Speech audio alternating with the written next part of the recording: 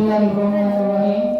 Assalamualaikum warahmatullahi wabarakatuh. Waalaikumsalam warahmatullahi wabarakatuh. Alhamdulillahirabbil alamin.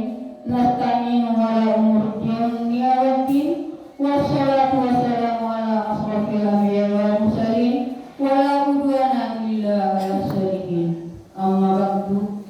Yang pertama, marilah kita mengucapkan puji dan syukur kepada Allah Subhanahu wa taala yang telah memberikan waktu dan kesempatan bagi kita semua sehingga kita dapat melaksanakan melaksanakan sosialisasi budaya positif serta salawat dan salam kita sanjung tinggikan kepada Nabi Muhammad sallallahu alaihi wasallam berupa Allahumma sholli ala Muhammad wa ala ali Muhammad. Yang terhormat Bapak Kepala Sekolah SMP Negeri 1 Kota Nopan, yang terhormat Ibu Guru yang hadir pada hari ini. Acara selanjutnya saya akan membacakan tata tertib acara pelaksanaan sosialisasi budaya positif. Yang pertama, pembukaan oleh protokol saya sendiri. Yang kedua, menyanyikan lagu Indonesia Raya dipimpin oleh Ibu Aida Hamni. Yang ketiga, sambutan dari Bapak Kepala SMP Negeri 1 Kota Nopan. Selanjutnya, yang keempat, penjabaran budaya positif oleh Ibu Winda Hawari. Yang terakhir, penutup. Dan masuklah kita ke acara yang kedua, menyanyikan lagu Indonesia Raya yang dipimpin oleh Ibu Aida Hamni. Kepada hadirin, kami mohon untuk berdiri sejenak.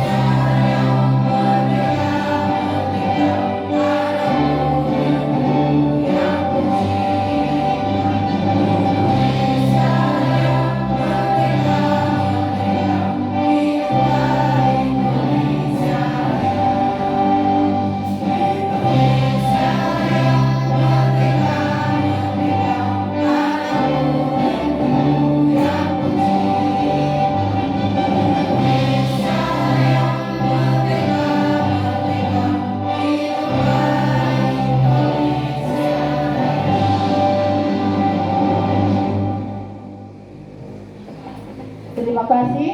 Kepada hadirin dipersilakan untuk duduk kembali. Acara selanjutnya yang ketiga yaitu sambutan dari Bapak Kepala SMP Negeri 1 Kota Nopan. Kepada Bapak kami persilakan.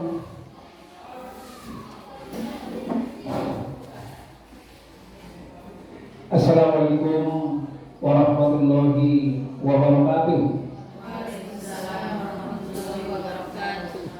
Pertama sekali mari kita mengucapkan puji syukur alhamdulillah ya hadirat Allah Subhanahu wa taala yang mana sampai pada saat ini kita masih diberikan banyak nikmat terutama nikmat kesehatan dan kesempatan sehingga kita bisa berkumpul di sekolah yang sama-sama kita cintai ini dalam rangka melaksanakan tugas dan tanggung jawab kita masing-masing, terkhusus dalam rangka mengikuti seminar sosialisasi budaya positif di SMP Negeri 1 Kota Lopan ini oleh Ibu Winda Hawari. Seterusnya selawat mengirim salam juga tidak lupa kita kirimkan ke junjungan kita baginda Rasulullah Sallallahu Alaihi Wasallam dengan lafaz Allahumma sholli wa sallim wa barik ala sayyidina Muhammad wa ala ali sayyidina Muhammad. Semoga berkat selawat yang sering kita bacakan ini, semoga kita kelak termasuk golongan umat yang mendapat syafaat dari beliau, baik ketika kita berada di dunia ini, terlebih ketika kita nanti berada di yaumul hisab. Yang saya hormati Ibu Winda Hawari, Ibu Protokol, Bapak dan Ibu Dewan Guru peserta seminar yang hadir pada kesempatan yang berbahagia ini. Pada hari ini, sebagaimana yang telah dibicarakan atau disampaikan oleh Ibu Winda Hawari dan sebagaimana yang kita maklumi bersama bahwa Ibu Winda Hawari adalah salah satu guru penggerak yang sampai saat ini telah masuk mengikuti program ini, di mana salah satu agenda dari guru penggerak sebagaimana yang telah diprogramkan oleh pemerintah tentunya adanya seminar sosialisasi budaya positif. Memang sebagaimana yang disampaikan oleh Ibu ini dari beberapa minggu yang lewat telah dibicarakan oleh Ibu ini kepada saya kapan waktunya, dan saya kembali menyerahkan sepenuhnya kepada Ibu ini kapan sebetulnya peserta seminarnya bisa berkumpul seperti ini. Maka oleh karena itu kepada Bapak dan Ibu Dewan Guru peserta seminar yang hadir pada kesempatan yang berbahagia ini, yang telah meluangkan waktu untuk mengikuti acara ini, atas nama kepala sekolah mengucapkan terima kasih yang sebesar-besarnya atas atensi, atas luangan waktu, atas pengorbanannya yang bersedia mengikuti acara ini.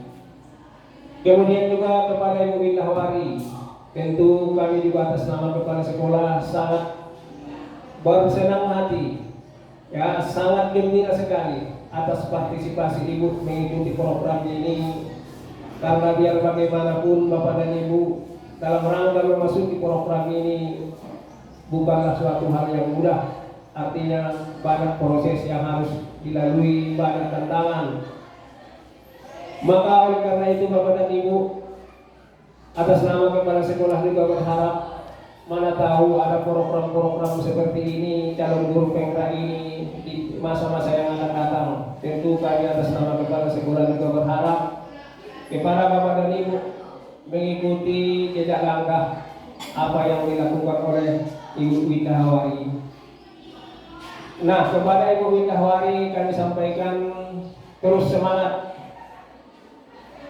meski banyak suram, banyak terjal yang harus dilalui, ya terlebih-lebih kepada dunia apa namanya yang tidak bisa dilihat oleh kasat mata.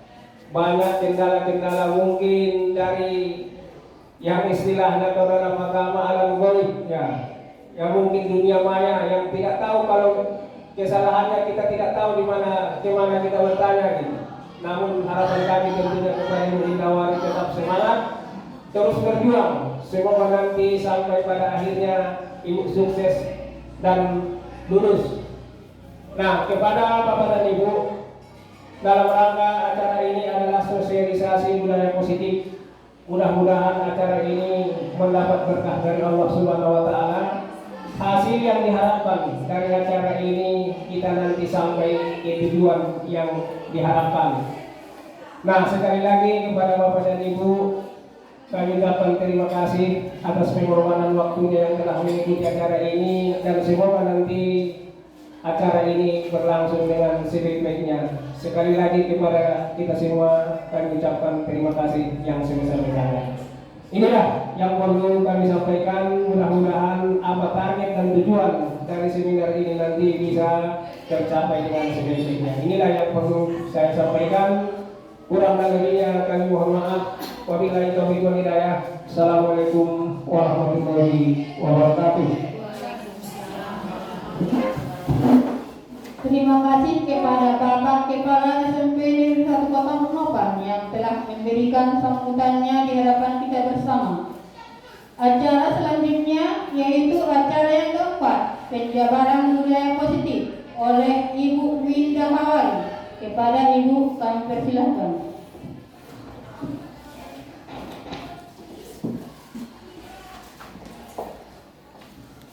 Assalamualaikum warahmatullahi wabarakatuh. Puji dan syukur kita panjatkan kehadirat Allah Subhanahu wa taala yang telah memberi waktu dan kesempatan untuk kita berkumpul di ruangan ini demi melaksanakan budaya positif untuk melengkapi tugas 1.4 program guru penggerak bersama saya Winda Hawari CGP Angkatan 7 yang berasal dari SMP Negeri 1 Kota Nopan, Mandailing, Natal, Sumatera Utara. Kemudian salawat beriring salam kita hadiahkan ke arwah junjungan Nabi besar Muhammad Sallallahu Alaihi Wasallam yang berlafazkan Allahumma sholli ala Muhammad wa ala ali Muhammad. Yang terhormat Bapak Kepala SMP Negeri 1 Kota Nopan, dan dengan ini saya mengucapkan banyak-banyak terima kasih kepada Bapak karena telah memberikan motivasi yang sangat luar biasa kepada saya, begitu juga fasilitasi kepada saya dengan melaksanakan program guru penggerak ini. Kemudian yang terhormat Bapak Ibu guru selaku rekan sejawat saya di SMP Negeri 1 Kota Nopan ini yang juga memberikan motivasi kepada saya dan juga kolaborasi yang sangat luar biasa kepada saya, sehingga saya sangat antusias mengikuti program guru penggerak ini.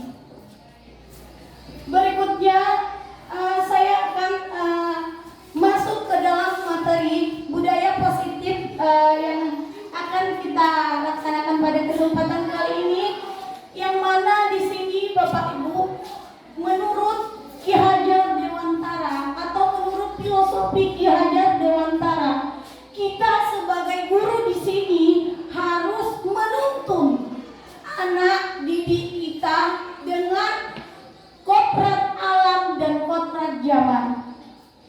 Yang mana dengan kita menuntun anak dengan kodrat aman dan kodrat zaman ini, Bapak Ibu, kita di sini dapat membentuk karakter baik anak didik kita.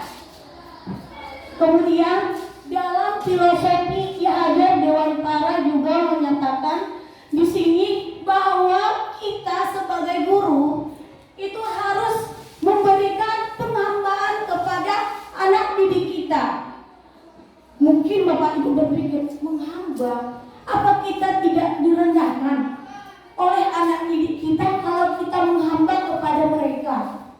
Mungkin kita berpikir begitu Bapak Ibu, seperti apa yang dikatakan dalam filosofi Ki Hajar Dewantara. Tetapi Bapak Ibu, maksud dari kata menghamba di sini bukan yang seperti apa yang kita pikirkan.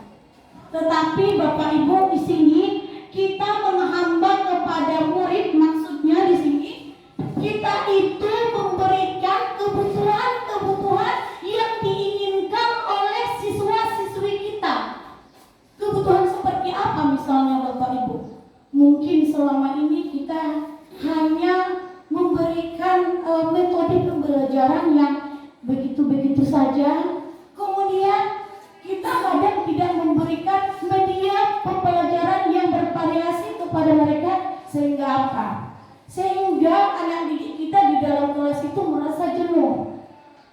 Jadi di sini Bapak Ibu, kita bayangkan ya, jika anak didik kita di dalam suatu kelas tersebut itu hanya memperdengarkan metode ceramah mungkin gak usah lah kita masuk sama ibu itu. Aku gak semangat lah masuk sama ibu itu. Karena apa? Ibu itu selalu mempergunakan metode ceramah dan ceramah. Jadi ini Bapak, inilah yang menghambat kepada murid itu. Kebutuhan si anak akan metodenya, akan media-media pembelajaran. Kita lihat, mungkin dari satu anak di kelas itu mereka tidak paham dengan metode ceramah, tetapi dengan kita memvariasikan metode pembelajaran kita, di sini anak didik kita selalu ditunggu. Apalagi lah yang besok dibuat Bu Winda pembelajaran kita. Oh, semalam Bu Winda itu membuat tugasnya berbentuk puzzle. Ini semangat kita ya. Tapi besok apa lagi gitu. Jadi kita di sini Bapak Ibu harus kita lihat kebutuhan siswa. Jangan kita egois yang hanya mempertahankan metode ceramah saja. Untuk kedepannya saya, Bapak Ibu semuanya mudah-mudahan mampu menerapkan ini, mampu menerapkan apa yang dikatakan oleh filosofi Kerajaan Dewantara menghamba kepada anak. Kemudian yang ketiga itu filosofi Kerajaan Dewantara. Bapak Kerajaan Dewantara menyatakan bahwa kita sebagai seorang guru itu harus memberikan sistem among kepada siswa-siswi kita. Apa Bapak Ibu yang dikatakan dengan sistem among di sini? Sistem among adalah sistem di mana siswa kita di sini diajarkan dengan cara mengasuh mereka, membangun mereka, membimbing mereka dengan kasih sayang yang kita berikan kepada mereka. Jadi apa yang diperlukan dalam membimbing ini Bapak Ibu? Dalam mengasuh anak didik kita, apa yang kita butuhkan? Dibutuhkanlah dalam sekolah kita itu budaya yang positif. Budaya yang positif. Jadi apa saja Bu, Bapak, yang harus kita terapkan dalam budaya positif yang akan kita kembangkan di sekolah kita ini agar anak didik kita ini mampu melaksanakan budaya positif yang baik. Yang pertama di sini Bapak Ibu, kita bisa membuat disiplin positif dan nilai-nilai kebajikan yang universal. Kemudian ada yang selanjutnya, kita juga bisa membuat adanya di sini teori motivasi, hukuman dan penghargaan serta ada yang namanya restitusi. Kemudian kita bisa untuk wali kelas yang ada di sini ya Bapak Ibu, kita bisa membuat keyakinan kelas buat di kelas kita nantinya. Kemudian yang keempat ada kebutuhan dasar manusia dan dunia yang berkualitas. Kemudian ada restitusi.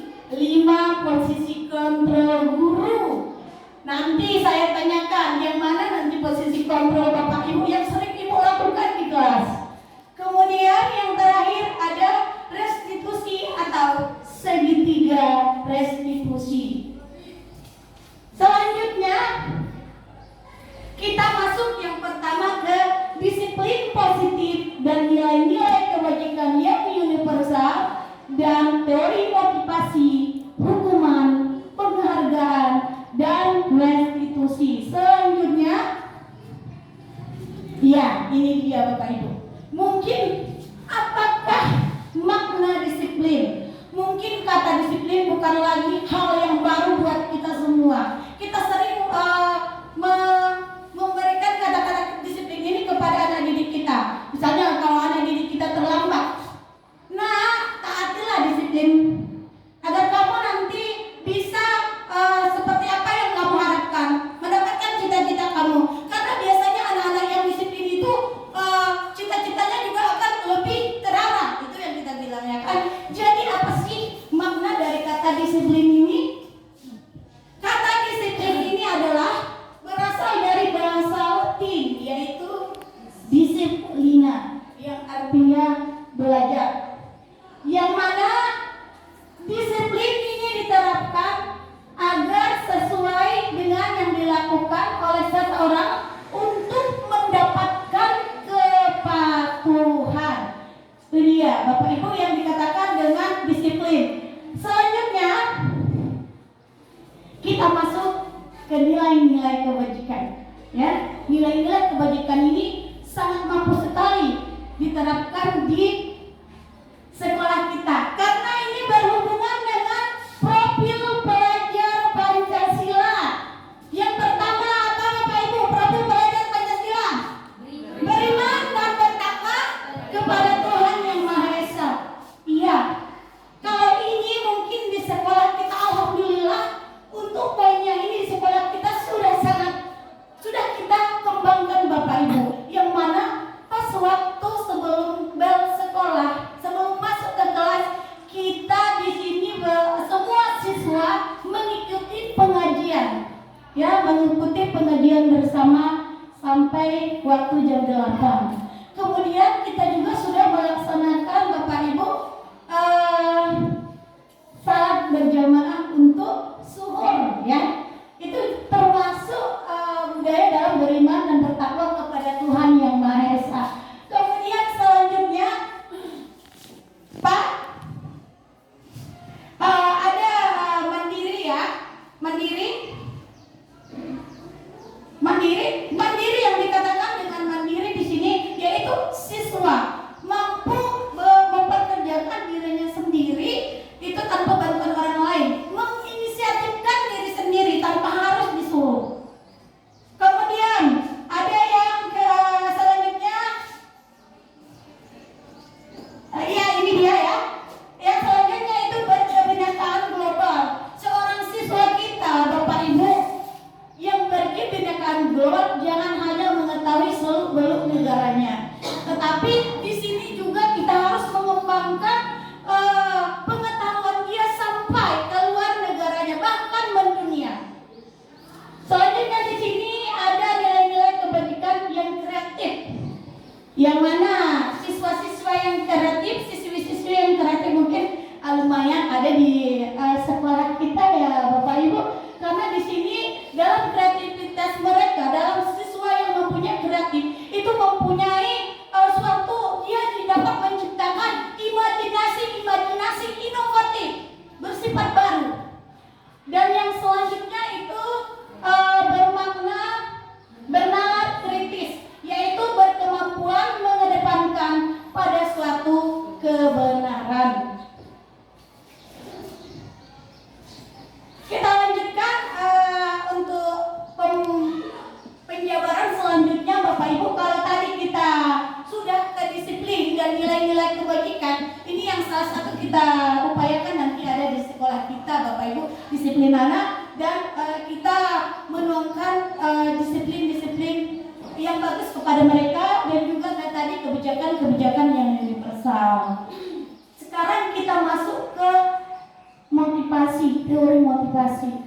Mungkin kita semua tahu Bapak Ibu bahwa ada yang namanya motivasi ekstrinsik dan ada motivasi intrinsik dari dalam diri kita. Yang X, biasanya yang X itu yang bagaimana Bapak Ibu?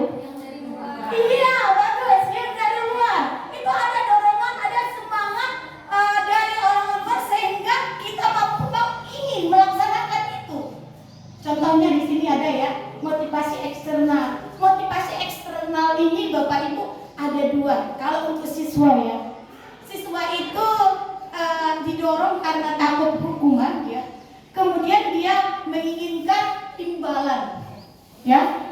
Yang pertama di sini motivasi eksternal dengan menghindari ketidaknyamanan ataupun hukuman. Contohnya di sini Bapak Ibu, kita di setiap hari Senin itu diwajibkan memakai topi dan dasi. Iya, seragam lengkap, betul Ibu Aida, seragam lengkap. Yang mana di sini mungkin anak berpikir kayak gini Bapak Ibu, oh gimana ya kalau aku nanti tidak bawa topiku, hukuman apa nanti yang saya akan dapatkan? Itu dia. Kemudian nggak bawa dasi juga, gimana aku nanti? Mungkin ngeri nanti ya hukuman yang aku dapatkan. Sehingga apa? Dengan adanya hukuman ini, dia itu menaati peraturan, ya, yang berlaku. Kemudian yang kedua, motivasi eksternal itu ingin mendapatkan imbalan ataupun hadiah.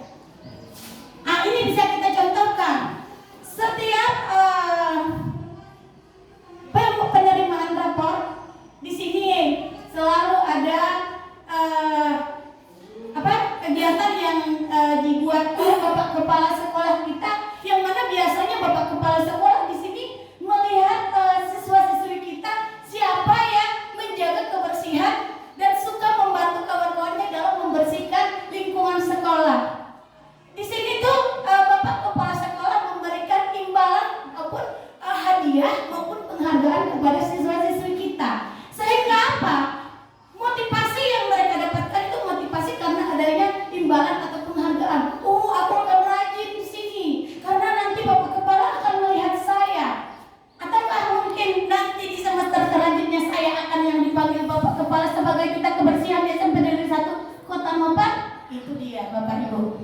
Kemudian selanjutnya kita masuk ke motivasi internal, ya. Kalau motivasi internal ini kebalikan dari motivasi eksternal. Apa itu Bapak Ibu? Iya, keinginan yang datang dari diri sendiri. Oh, ini paling bagus. Ini paling bagus sekali karena dengan adanya dorongan dari diri kita sendiri berarti kita menginginkan, oh, aku akan mengerjakan ini karena nanti dampaknya juga sama aku, sama saya sendiri. Itu dia. Kalau yang lebih bagus dalam motivasi ini bisa kita kembangkan kalau sekiranya siswa kita itu bisa menerapkan yang internal, ya, menerapkan yang internal sehingga mereka di sini lebih percaya diri, lebih mengedepankan visi dan misi yang sudah mereka yakini di dalam hati mereka. Kemudian selanjutnya di sini ada yang selanjutnya, mengapa seseorang itu melakukan tindakan yang salah, ya, siswa kita. Mereka itu ini tadi sudah selesai, yang menghindari ketidaknyamanan atau hukuman sudah selesai, dan selanjutnya ini untuk menjadi orang yang mereka inginkan dan menghargai diri sendiri dengan nilai-nilai yang mereka percaya. Ini untuk yang internalnya, ya Bapak Ibu, untuk yang internal. Sekarang ini dia, dihukum oleh penghargaan.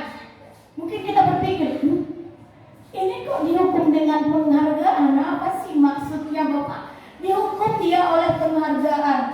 Biasanya kalau dihukum itu dengan sanksi, tetapi ini malah kebalikannya. Dihukum dengan penghargaan. Yang mana di sini dicontohkan, bisa kita contohkan seorang siswa yang mempunyai bakat. Misalnya bakat tersebut adalah bernyanyi. Kita sebagai guru bidang studi sedaya misalnya sudah mengetahui anak ini potensinya apa, tetapi di sini si anak udah ditunjuk, oh saya nggak mau, aku nggak mau, saya nggak mau bernyanyi. Padahal kita di sini tahu, oh, bakat yang ini bagus, mungkin kalau dia ikut dalam perlombaan bernyanyi dia pasti bisa ini gitu, dan mungkin mendapatkan juara. Jadi di sini kita membujuk dia, kita membujuk si anak ini agar ikut dalam kompetisi tersebut, perlombaan tersebut, dan alhamdulillahnya seperti apa yang kita prediksi, si anak tersebut mendapat juara. Sehingga apa? Dia dihukum oleh penghargaan dia sendiri, ya Bapak Ibu. Ya, yang mana di sini ada beberapa dampak dari pemberian penghargaan.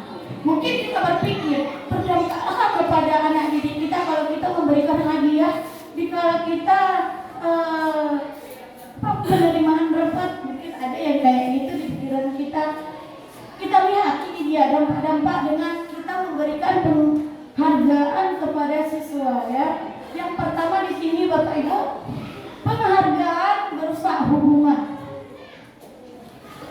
Bagaimana pula ini Bu? Penghargaan kok bisa lah merusak hubungan? Maksudnya di sini Bapak Ibu, ada kalanya siswa-siswi kita itu ada yang sering, misalnya dia itu sering juara satu gitu, ya kan, teman-temannya ada mungkin yang iri kepada dia, sementara ada kawannya tersebut itu adalah sahabatnya yang paling salib ataupun dekat sama dia. Tetapi karena kawannya tidak pernah itu dipanggil dalam penghargaan apapun, alhasil apa? Aku nggak mau lagi kawan sama dia. Karena apa? Karena gini loh, aku nggak pernah dapat penghargaan, kalau dia dapat terus, ya. Sehingga apa? Merusak, ya, merusak penghargaan yang ada itu, jadi merusak hubungan seseorang. Yang kedua yaitu penghargaan menurunkan kualitas, kreativitas, dan motivasi intrinsik. Ini maksudnya bagaimana pula Bapak Ibu? Ada kalanya kita sendiri kalau kita sudah sukses atau mungkin aku pasti bisa lah, karena setiap siswa merasa baik begini, aku yang pasti juara satu nanti, nggak akan yang lain gitu. Sehingga motivasi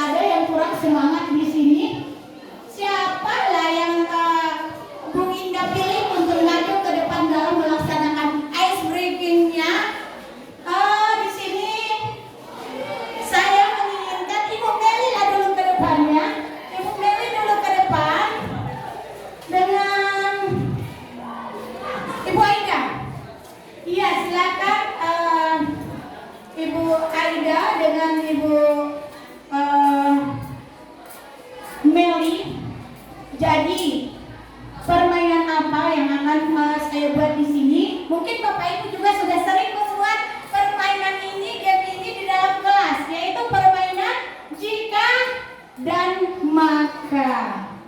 Maka untuk di sini yang mana Bapak Ibu, untuk yang jikanya siapa di sini? Yang jikanya siapa, Ibu Meli atau Ibu Aida? Iya, silakan Ibu Meli. Jika apa Ibu Meli? Jika saya seorang presiden, maka saya akan bersyukur. Iya, ini kalau ini berarti Ibu yang dua-dua ini sehati ya, sehati. Biasanya kalau saya buat game ini di kelas ini tidak pernah sehati anak-anak. Kadang anak-anak gini, jika saya seorang bupati Mandailing Natal, oh saya langsung sakit, kata anak-anak gitu ya kan. Berarti ini sehati, ibu-ibunya sehati. Kita lanjut yang lain dulu, yang aneh-aneh dulu. Ini siapa ya? Ibu yang mau dulu. Ada yang mau? Iya, silakan Bu Soibatul. Siapa lagi lawan Bu Soibatul? Siapa? Iya, Bu Rasmita. Silakan maju Ibu. Yang mana Ibu, mana yang jika? Iya. Bu Rasmita berarti maka. Bu Rasmita silahkan. Apa yang terinspirasi dari kata-kata jika dan maka selanjutnya? Apakah seperti Ibu Meli dengan Ibu Aida yang sehati? Silakan Bu Soibatul. Jika saya jadi guru penggerak, maka saya akan menjadi murid yang paling baik.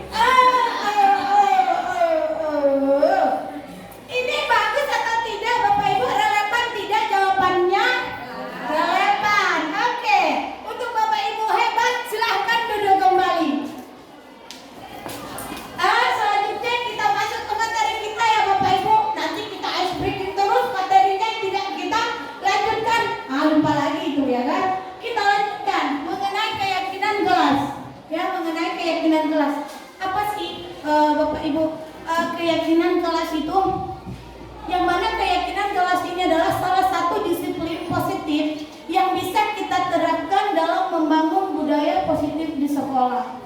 Dia ya, yang mana dengan adanya keyakinan kelas di setiap kelas diharapkan dapat mewujudkan tujuan pendidikan yang berorientasi kepada profil pelajar Pancasila.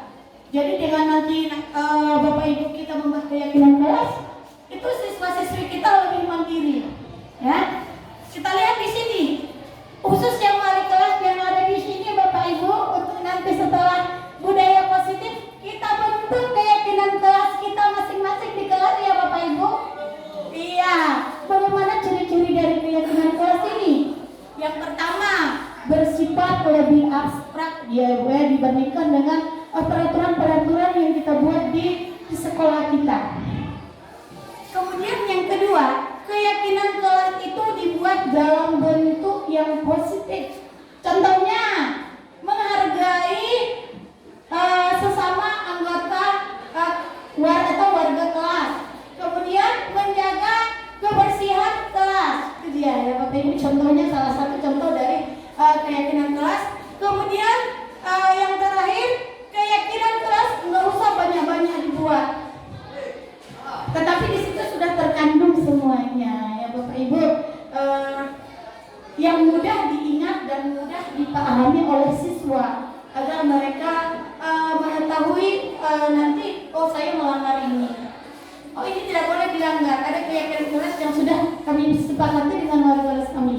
Kemudian dan di sini untuk wali kelas kita ataupun guru-guru lain mungkin untuk selanjutnya sudah menjadi wali kelas ya di Negeri 1 Kota Mampang, nanti dalam pembuatan keyakinan kelas bisa dibuat bersama-sama. Yang pertama, langkah yang pertama nanti yang akan kita buat Bapak Ibu, kita itu meminta semua siswa kita memberikan satu aturan yang akan mereka buat di sini. Apa yang mereka inginkan? Mungkin di sini siswa akan membuat kebersihan kelas harus dijaga, bertoleransi antar umat beragama. Itu banyak nanti siswa-siswa kita yang membuat kayak itu, Bu. Kita mengarahkan itu ya. Kemudian yang kedua, kalau sudah mereka membuat apa yang mereka inginkan dari keyakinan kelas yang mereka buat, suruh anak-anak ke depan, tuliskan semuanya di depan apa yang mereka inginkan. Kemudian yang terakhir baru kita sepakati, yang mana dari semua yang sudah ada dituliskan di papan tulis itu kita lihat mana sih yang cocok untuk poin-poin ini, kita satukan yang hampir-hampir sama dan akan nanti ujungnya membentuk keyakinan kelas yang hanya sedikit yang mudah dipahami oleh siswa kita. Jadi ya Bapak Ibu, terus kita lihat apa sih fungsinya kita melakukan keyakinan kelas ini Bapak Ibu. Kalau kita nanti sebagai wali kelas ya, di sini guru perlu membuat keyakinan kelas, yang mana keyakinan kelas di sini diharapkan dapat meningkatkan kedisiplinan murid, yakni disiplin diri yang muncul dari dalam dirinya sendiri. Karena si anak gini loh Bu, oh saya nggak mau membuang sampah karena apa? Keyakinan kelas kami sudah ada. Itu kan sudah kami yang membuat sendiri keyakinan kelas itu pasti ya kan, sehingga datang motivasi dari dalam dirinya sendiri agar tidak melaksanakan yang sudah mereka sepakati. Itu dia. Kemudian selanjutnya kita masuk ke kebutuhan dasar manusia. Mungkin kalau kita ketahui Bapak, kebutuhan dasar manusia sangat banyak sekali. Yang mana di sini ada salah satunya ada yang kebutuhan untuk memenuhi kebutuhan setiap hari, misalnya seperti makan, minum dan sebagainya, kasih sayang, ya kan, kekuasaan, banyak yang akan diinginkan oleh siswa pada kesempatan itu. Yang mana ada sebuah kasus ya Bapak Ibu, ada sebuah kasus. Kasus ini mungkin terjadi di lingkungan sekolah kita juga. Misalnya ada seorang anak yang sering memalak kawan-kawannya. Bahkan kita sudah risik dalam ini Bapak Ibu. Si anak ini setiap hari ada aja yang melaporkan selalu memalak dan memalak kawannya. Sehingga apa? Keadaan di lingkungan sekolah kita agak kurang nyaman bagi siswa-siswi kita.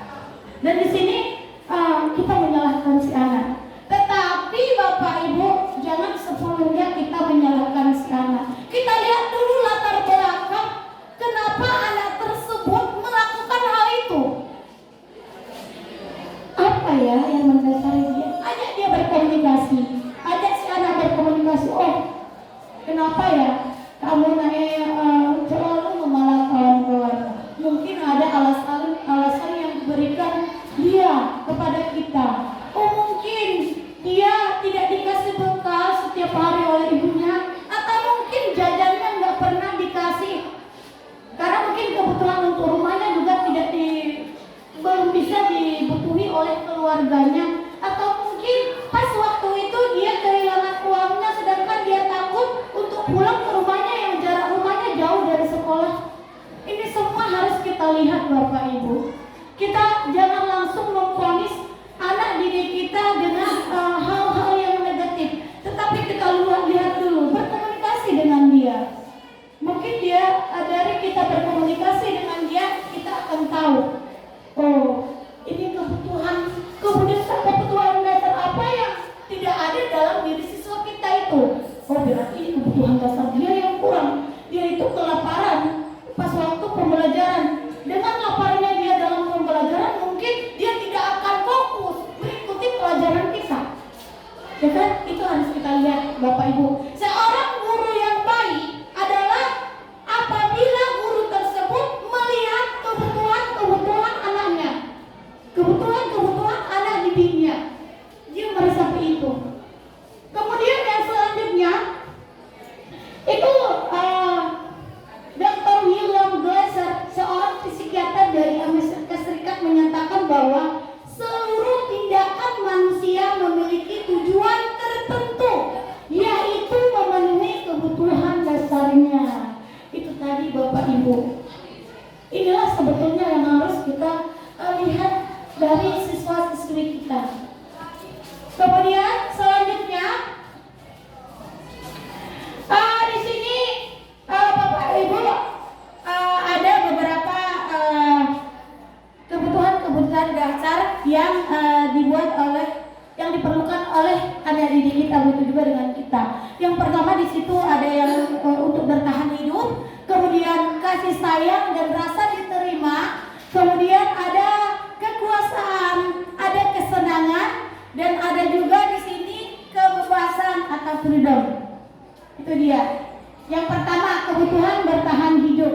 Itu yang tadi saya sampaikan Bapak Ibu. Sekarang kita masuk yang kedua. Kasih sayang dan rasa diterima.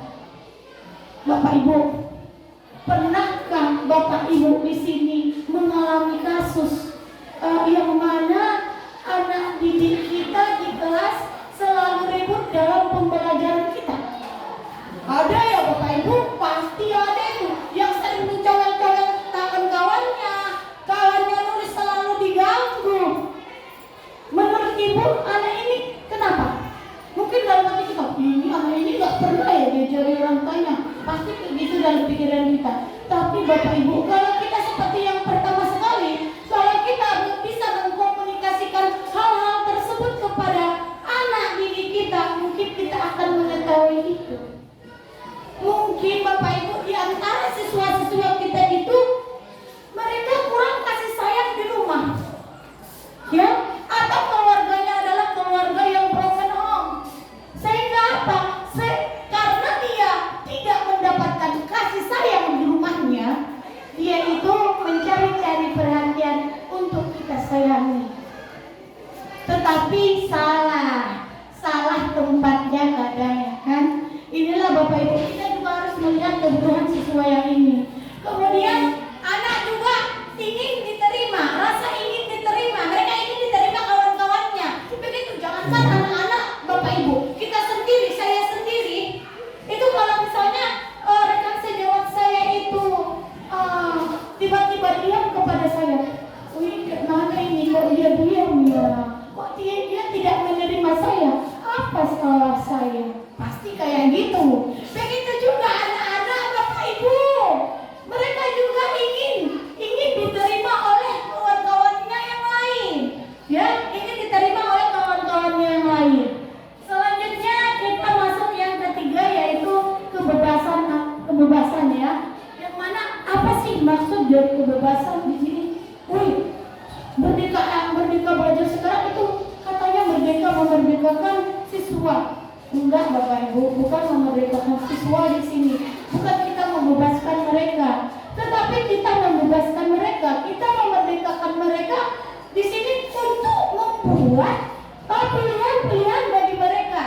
Sehingga kita di sini bisa enggak dia memilih pilihan tersebut dan dia bisa bertanggung jawab dengan pilihannya. Itu dia.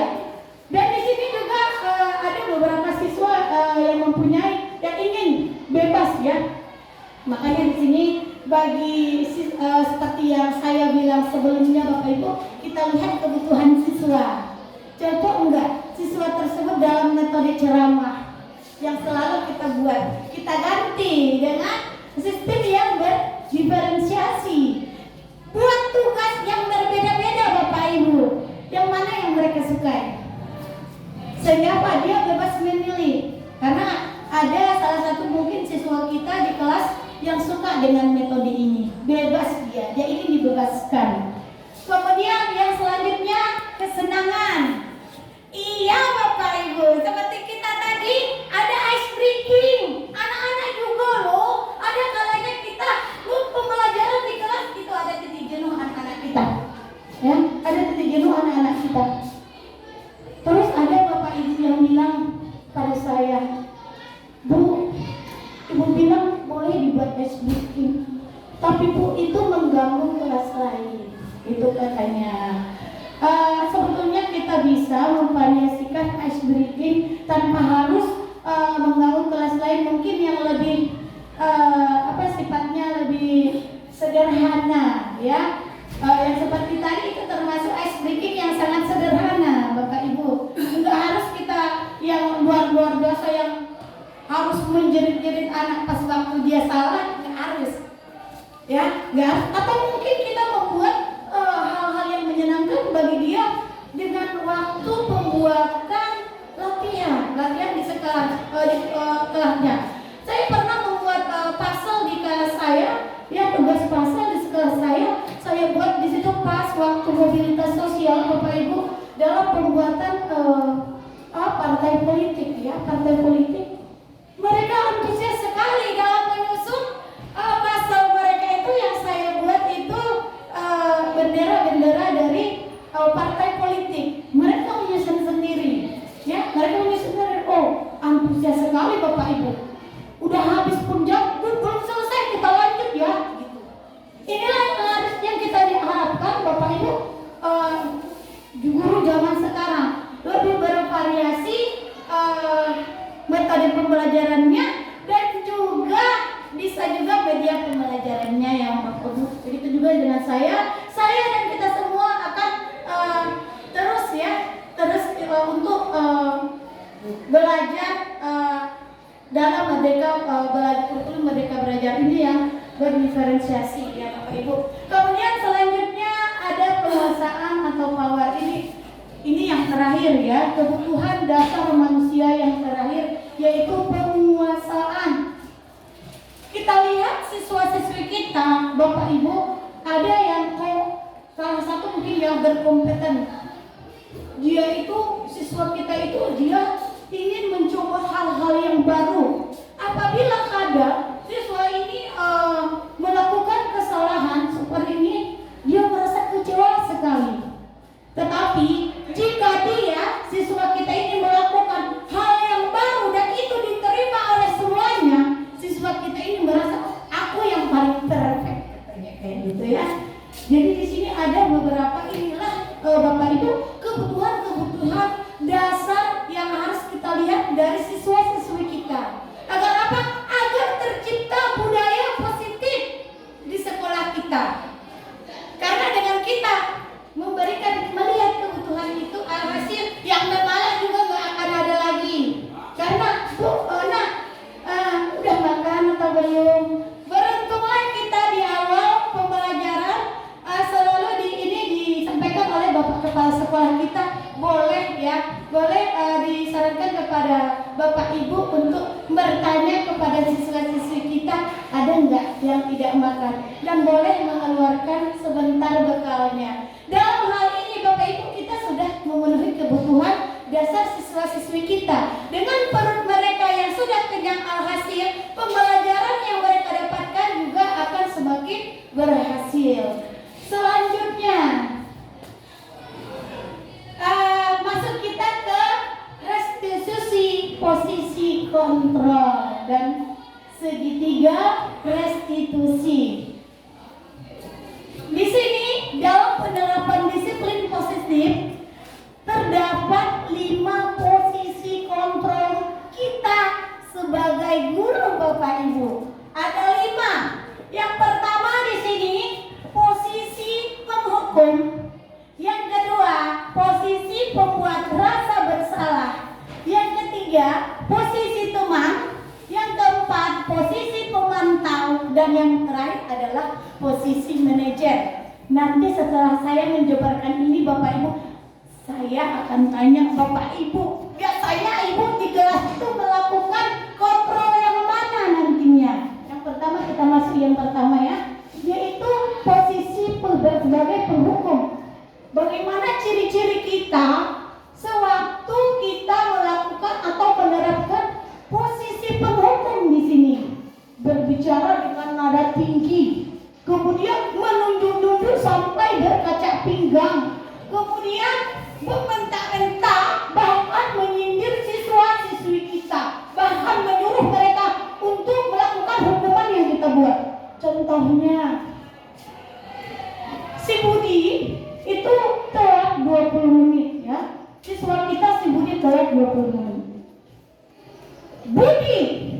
Oh iya Bu, sudah telat ya 20 menit. Setiap hari kayaknya kamu terlambat itu aja. Kamu nggak bisa ya? Nggak terlambat. Lalu besok kita tapi apa? Alasan kamu yang cepat. Di sana. Kamu keliling lapangan 2 kali. Tujuan. Berimbaskah apa yang kita lakukan kepada anak didik kita kalau kita kayak gini? Ada nggak imbasnya? Pasti ada Bapak Ibu. Di dalam hati anak kita pasti ada rasa dendam. Oh, nanti ya, awas Bapak Ibu ya. Kenapa buat saya kayak gini? Pasti ada perasaan anak itu kayak gitu. Kemudian dia itu bakalan tidak suka sama pembelajaran kita, sama bidang studi yang kita ampu Bapak Ibu pas waktu pembelajaran. Bahkan kadang itu di waktu-waktu kita masuk dia tidak hadir. Kawannya bilang dia absen Bu, kenapa? Ibu ini masuk katanya. Kan jadinya inilah dia Bapak Ibu pembuat sebagai hukuman. Yang kedua kita masuk ke pembuat rasa bersalah. Bagaimana ciri-ciri kita jika kita ini yang akan kita terapkan? Yang pertama, berbicara dengan nada tenang, kemudian cenderung lembut, namun kata-kata kita menyalahkan murid. Contohnya si Budi yang telat 20 menit tadi. Budi, kemarin kamu apa Bu? Kamu gak kasihan ya dengan ibu. Kamu selalu telat setiap harinya. Kalau kamu begini terus nak, ibu pasti akan dipanggil Bapak Kepala Sekolah. Dan mungkin Bapak Kepala Sekolah akan mengira ibu tidak bisa membina kamu. Apakah kamu akan selamanya kayak gini nak? Itu dia. Sehingga apa? Aku jahat kali ya. Aku sudah membuat ibu ini kayak gini. Nanti gimana kalau Bapak Kepala Sekolah menyalahkan ibu itu? Sehingga apa? Apa imbasnya kalau kita melakukan ini kepada anak didik kita? Di sini membuat murid merasa bersalah, iya, itu jelas ya Bapak Ibu. Kemudian di sini dia mulai merasa rendah diri dan bahkan dia itu menarik diri dari lingkungan, merasa rendah diri terus. Kemudian yang ketiga, posisi sebagai teman. Kalau posisi sebagai teman ini bagaimana kita menerapkannya Bapak Ibu? Berbicara dengan nada suara rendah, kemudian akrab, cenderung bersenda gurau untuk menjaga suasana santai. Murid akan merasa senang, aman, dan akrab dengan guru, dan identitas yang tercipta sukses dan berhasil. Misalnya, sering kita waktu SMP juga sering datang ibu guru. Sayang, kok terlambat sih? Kamu tiap hari terlambat terus ibu tengok. Nggak bisa ya? Nah nggak terlambat. Oh ibu, mana ya Bu? Dibilang, iya, ibu sudah sering mengamankan absen kamu. Itu dia. Kalau posisi sebagai teman, ada nggak imbasnya kepada siswa? Dia tidak akan mandiri Bu. Dia tidak akan mandiri dan dia akan tergantung kepada kita. Dan satu lagi, apabila misalnya guru tersebut tidak menyuruhnya, guru yang lain menyuruh anak ini, dia bakalan tidak mau. Oh itu bukan ibuku, yang aku sayang adalah ibu ini. Dia itu sudah seperti temanku. Sehingga apa? Dia akan tergantung kepada kita. Selanjutnya, posisi pemantau. Dalam posisi pemantau ini, itu berbicara dengan nada tidak emosional. Kemudian tidak bersenda gurau, ataupun menggunakan suara tinggi, positif atau berhasil guru mengarahkan murid berdasarkan peraturan dan konsekuensi. Dan guru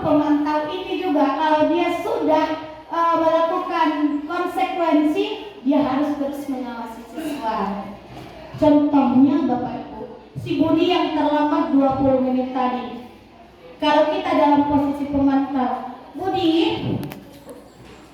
kamu telat ya nak? Iya Bu. Kita masuk jam berapa? Jam 7.30 Bu.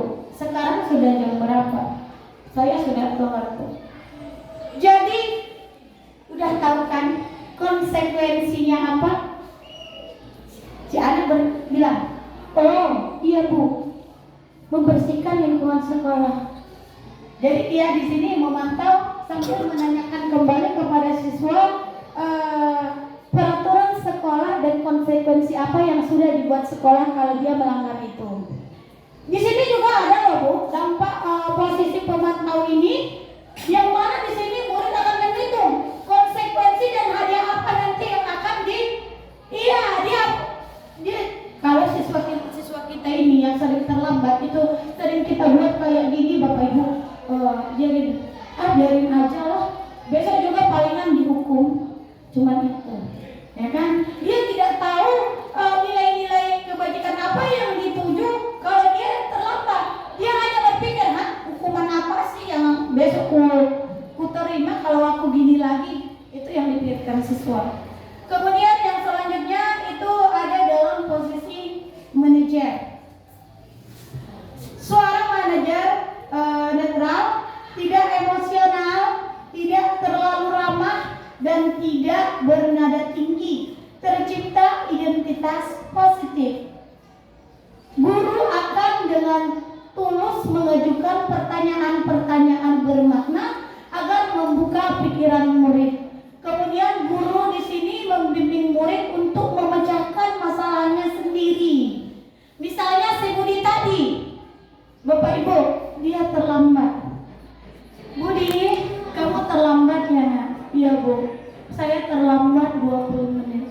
Ibu boleh tahu nggak alasan Budi kenapa Budi terlambat 20 menit? Iya Bu, tadi malam saya lupa menyetel alarm saya, sehingga saya pagi ini telat Bu. Jadi besok-besok Budi, kalau sekiranya kamu tidak menyetel alarm lagi, berarti kamu nanti sering terlambat ya nak?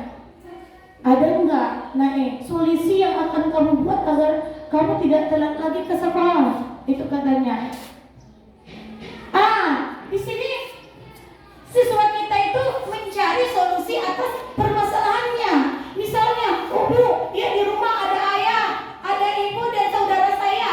Nanti kalau saya lupa menyetel alarm saya akan bilang sama ibu, ayah atau saudara saya untuk membangunkan saya di pagi hari. Dia membuat sendiri solusinya. Dan di sini siswa merasa mandiri dan dapat menyelesaikan masalahnya sendiri dan juga dapat merefleksi tindakannya. Ada pertanyaan Bapak Ibu sebelum kita lanjutkan? Iya, silakan Ibu Aida. Menurut Ibu itu dari 5 poin posisi kontrol ini, bagian yang mana posisi kontrol yang lebih baik kita terapkan? Oh iya, terima kasih buat pertanyaan dari Ibu Aida. Tadi mungkin sudah kita jabarkan satu persatu apa sih imbas dari setiap posisi kontrol ini. Kalau menurut saya Bapak Ibu yang paling bagus ini adalah posisi manajer ya, karena di situ kalau kita bicara kali ini siswa mampu lebih mandiri lagi.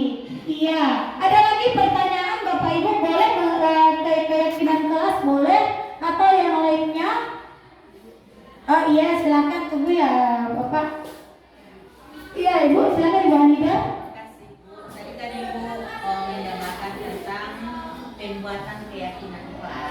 Iya Bu, iya. Jadi apakah semua siswa itu membuat satu persatu keyakinan di kelasnya masing-masing? Iya betul ya Bu.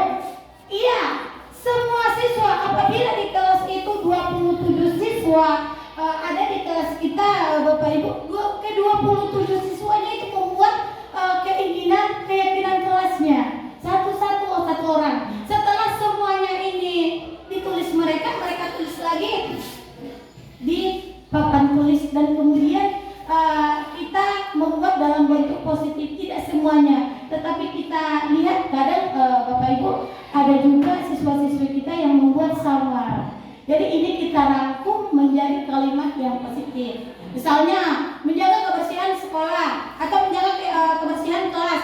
Di situ dibuat siswanya mungkin mengempel ruang kelas dengan luar gitu. Jadi kita buat kalimat yang sesuai dengan itu, yaitu menjaga kebersihan kelas, itu aja ya kan, atau yang lainnya ada yang berhubungan dengan kebersihan kelas kita.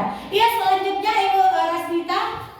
Tadi ada 5 posisi yang ada pada diri guru. Nah, Menurut saya kelima posisi itu yang paling baik adalah nomor 5.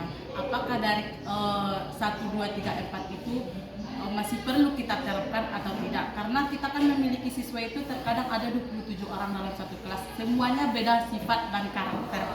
Apakah kita bisa membuat posisi kita sebagai teman bagi siswa yang karakternya beda dengan karakter si Budi yang tadi yang Ibu ceritakan? Iya, pertanyaan yang sangat bagus sekali ya Bapak Ibu.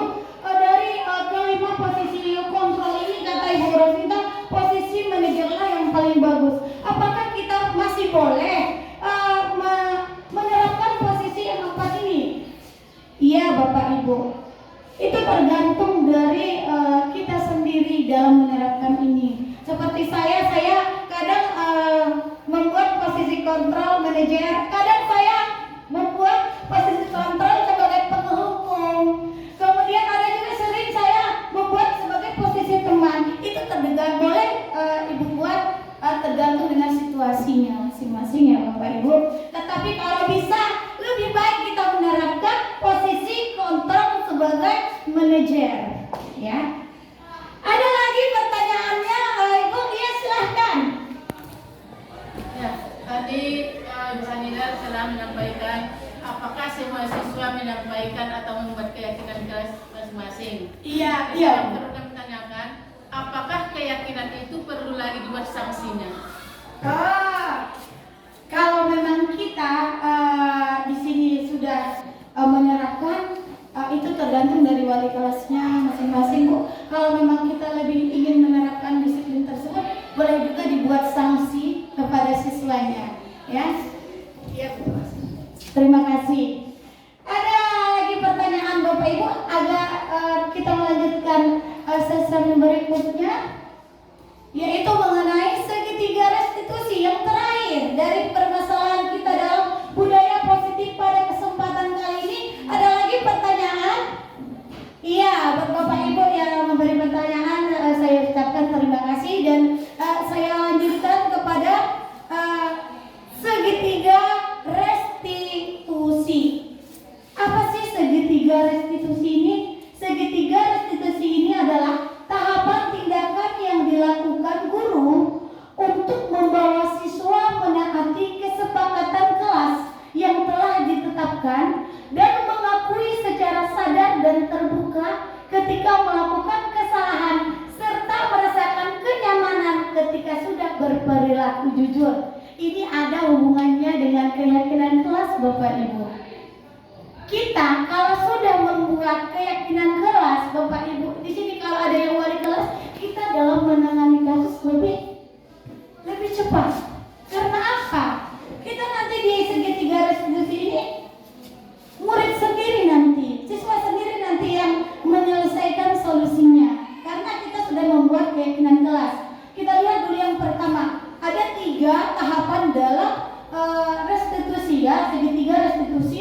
Yang pertama, menstabilkan identitas. Jika Bapak Ibu kita menangani sebuah kasus, yang pertama yang akan kita lakukan Bapak Ibu, kita panggil orang yang melakukan kesalahan tersebut dan stabilkan Bapak Ibu identitasnya. Contohnya, nah, apa sih alasan kamu hingga kamu mengerjakan itu? Nah, kamu itu bukan salah loh, ibu juga pernah salah. Dengan kita menstabilkan siswa di sini, kepercayaannya kembali terbangun Bapak Ibu, terbangun kembali kepercayaan dia. Sehingga apa? Oh, ibu itu tidak sepenuhnya menyalahkan saya. Bangun kembali kepercayaan dia walaupun dia salah. Agar dia, oh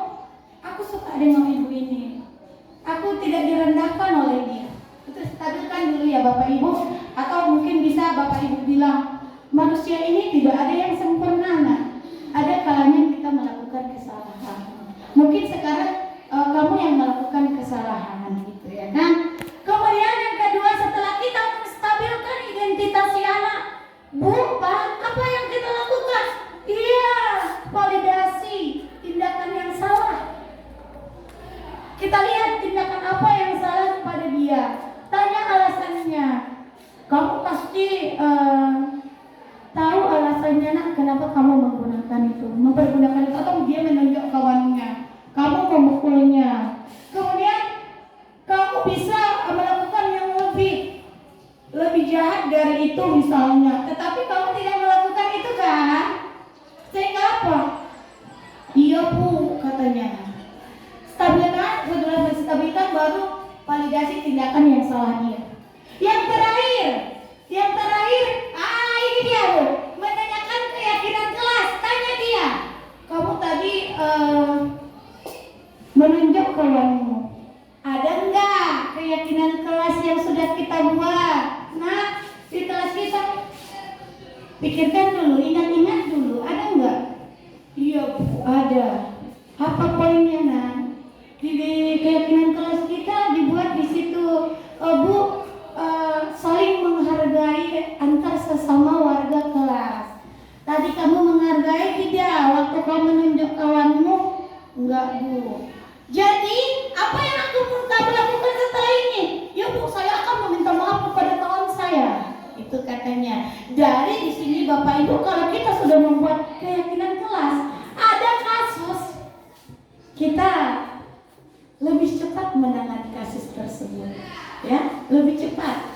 Dan bukan kita lagi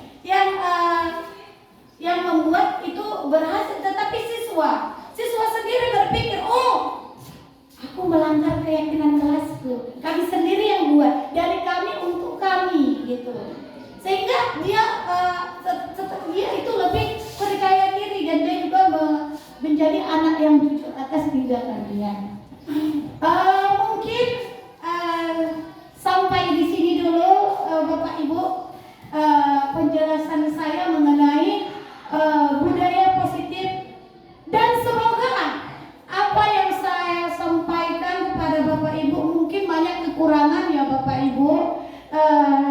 Di sini saya mohon maaf apabila ada kekurangan dari saya, dan semoga kita nanti setelah sosialisasi ini pembelajaran yang Bapak Ibu dapatkan bisa kita diterapkan bersama-sama di SMP Negeri 1 Kota Napang ini, agar budaya positif di SMP Negeri 1 Kota Napang semakin meningkat.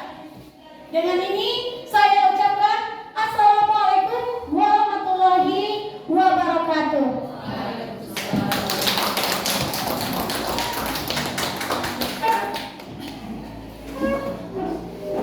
Terima kasih kepada Ibu Indah Hawari sebagai PGP dari SMP Negeri 1 Kota Nopan yang telah menjabarkan tentang budaya positif di lingkungan sekolah SMP Negeri 1 Kota Nopan. Acara